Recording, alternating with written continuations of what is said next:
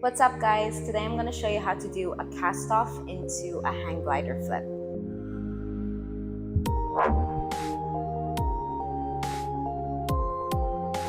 So last week I showed you how to do the cast off and we're adding in the hang glider flip. Let's go over the flip. So you're going to get into it from a Gemini or outside leg hang.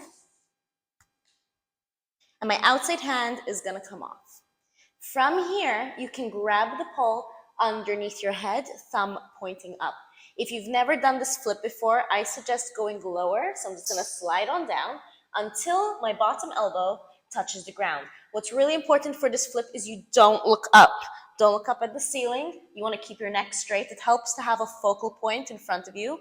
From this position, I'm actively pushing the ground with my bottom arm and I'm pulling the pole with my inside arm. So my arm is straight, it's not bent here. From here, my inside leg is going to come around to the same side as your hooked leg. This can feel a little bit freaky. Don't worry, you're on the ground, you're safe. Pull and push. As soon as my inside leg meets my outside leg, I'm going to tuck my knees quickly into my chest and just come on down like so. So again, if this flip is new for you, you're going to do it on the ground a couple of times, nice and slow. You're going to do the small and kind of ugly version first, and then once you've got it, you can pick up the speed. Let's go over it again. So I'm going to go into my outside leg hang. I can go a little bit lower since we're doing it from the ground first, right from here. Okay, outside hand comes off. I'm going to look down at the pole, grab the base, slide on down to my elbow, keeping my elbow underneath my head. So forearm underneath the head, actively pushing with the bottom arm, pulling with the top arm. Inside leg comes around. It's going to want to stay here. We need to move it to the same side. So move your hips to the side. As soon as your legs are close together, tuck and come down.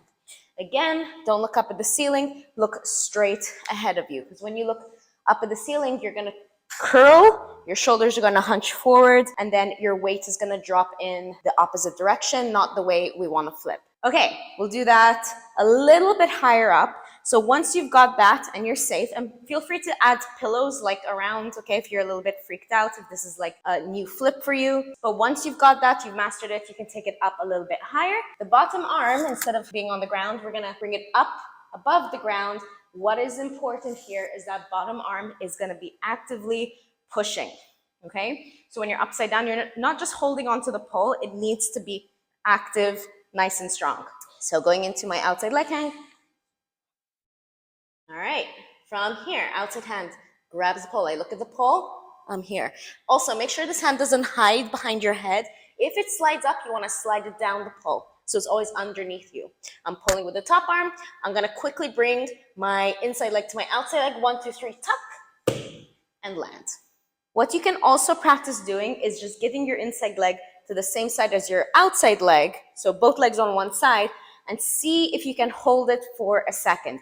In the flip, you're not really going to hold it. It's going to happen very quickly. But you might want to hold it just so you can feel where you should be pulling and where you should be pushing. So again, the top arm is not bent. It's straight in front of the pole and actively pulling. Bottom arm is pushing. I know I'm like a broken record, but that's really important that you are pulling and pushing at that moment because both legs are going to be off the pole for that like half second. Okay, so again, outside leg hook, outside hand. Pulling, pushing. I'm going to bring my inside leg around, tuck, and land.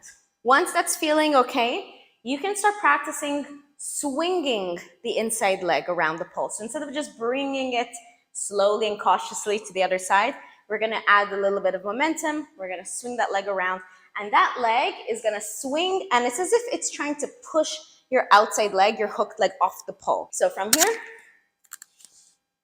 I'm going to swing this leg around. It's going to kick this leg off. 1, 2, 3, swing around and land. Feet. So right now we've been tucking, and that tuck is going to help push your weight in the direction you want to land. But once you've practiced this a few times, you can try bringing the legs together in a pencil position or in a pike. So keep them straight for a bit longer. And then when you land, you bend your knees. So that would look like this.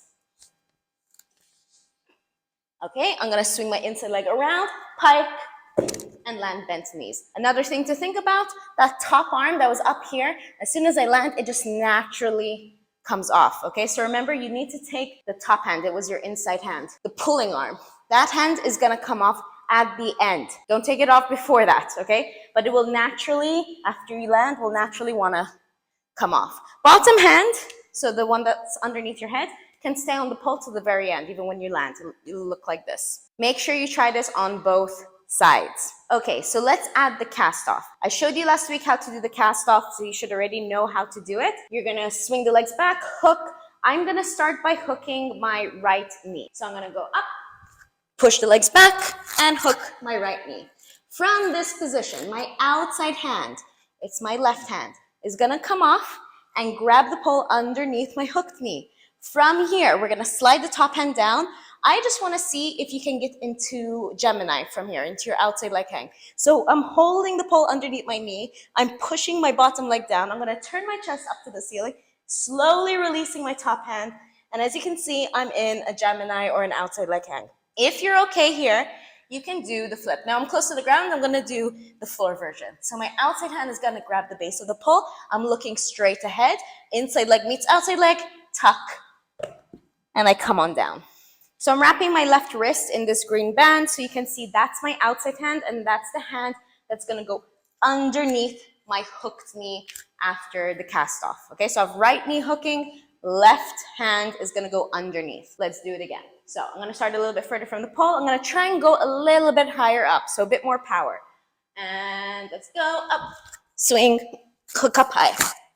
From here, left hand goes under. Make sure you have a solid knee hook. That foot is actively pushing down. I'm gonna slide on down. Careful for that knee hook. If your knee hook, if you're sliding, just rehook it, okay? Then, top hand comes off. I'm in my Gemini. Outside hand grabs the pole, pull and push, leg comes around, release the top hand. It's really important that your knee hook is solid before you release the top hand. Make sure after the cast off, when you bring this hand underneath, that this knee hook is good. If it's sliding, if it's loose, before you take off the top hand, you need to adjust, okay? We're gonna do it again a little bit faster. Hand underneath, hand under my head, leg around, and flip. For flippy moves like this, it is really, really important you go slowly first. You go through all the steps super slow, go through the progressions. Don't worry about picking up the speed because you want those steps to happen automatically. There should be no hesitation when you're doing some kind of flippy move. And don't worry if it looks slow and clumsy in the beginning, that's okay. It's more important that the moves become second nature to you, and then you can always pick up the speed later on and make it look cooler, okay? But in the beginning, it's not gonna look cool, and that's okay. That's part of the process. Okay, I'm gonna do it one more time. I'm gonna do it from this angle, just so you can see it from the back.